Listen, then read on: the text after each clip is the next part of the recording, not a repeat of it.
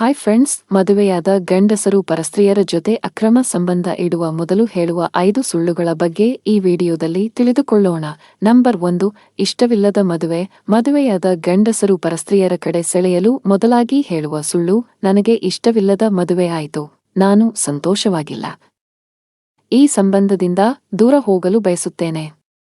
ಇಂತಹವರಿಂದ ದೂರವಿರುವುದು ಉತ್ತಮ. ನಂಬರ್ 2, ಒಂಟಿಯಾಗಿದ್ದೇನೆ.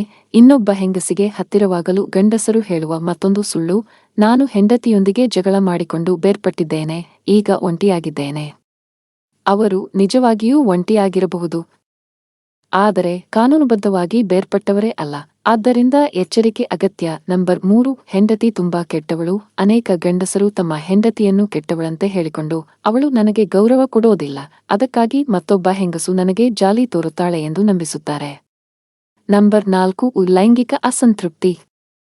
ಪ್ರತಿ ಪರಸ್ತ್ರೀಯರ ಜೊತೆ ಸಂಬಂಧ ಇಡುವ ಗಂಡಸು ಹೇಳುವ ಪಚ್ಚಾ ಸುಳ್ಳು: ನಾನು ಹೆಂಡತಿಯೊಂದಿಗೆ ಶೃಂಗಾರದಲ್ಲಿ ಸಂತೋಷವಾಗಿಲ್ಲ, ಅದಕ್ಕಾಗಿಯೇ ಇನ್ನೊಬ್ಬ ಹೆಂಗಸನ್ನು ಬೇಕೆಂದುಕೊಳ್ಳುತ್ತಿದ್ದೇನೆ. ನಂಬರ್ 5, ಮಕ್ಕಳಿಲ್ಲ.